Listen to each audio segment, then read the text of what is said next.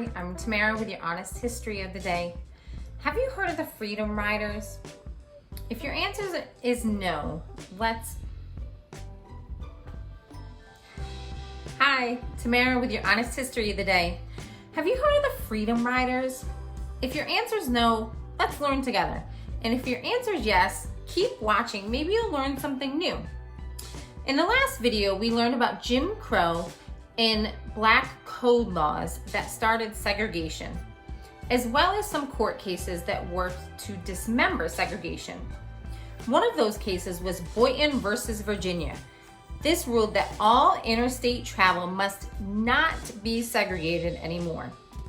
So to test this, the Freedom Riders gathered.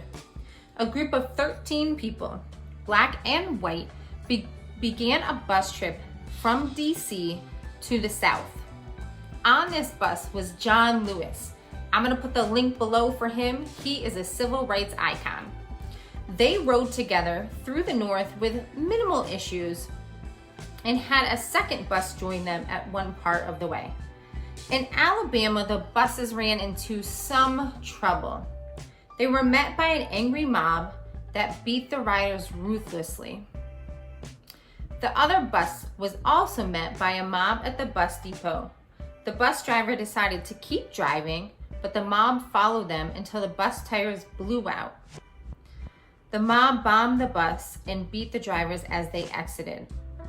The mob really did not want segregation to end, and they were going to do everything in their power to terrify the Freedom Riders from forcing segregation to end.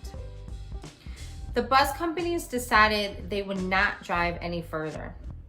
So Diane Nash of SNCC, an organization dedicated to ending segregation, began the drive from Nashville with 10 other Freedom Riders to head to New Orleans and complete the trip. Soon after, JFK, the president at the time, sent a bus and police security, but the police abandoned the bus right before they pulled into the Montgomery, Alabama bus depot. A mob attacked them again, but the Freedom Riders did not stop. The next attack was in Jackson, Mississippi, when the Freedom Riders entered a whites-only waiting room and were promptly arrested. During their hearing, the judge turned his back to him and would not listen to their testimonies. They were charged and sent to one of the worst prisons in the South, Parchman Prison. Over 300 Freedom Riders ended up being charged and in the Parchman Prison.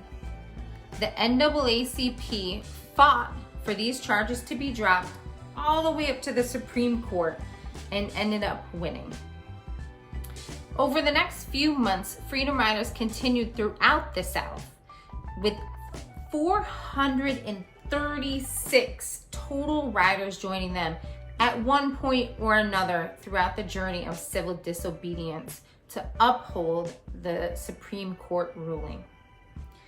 In the fall of 1961, the Interstate Commission issued regulations prohibiting segregation in interstate terminals. Basically, they were upholding the Supreme Court law, which should have been completely implemented as soon as the law went into effect. What current laws or regulations do we live with that you don't think is right and could potentially use some civil disobedience? This can be anything from something as far spread as Freedom Riders to easier steps like phone calls to our local representatives or to people in the White House, or emails, letters.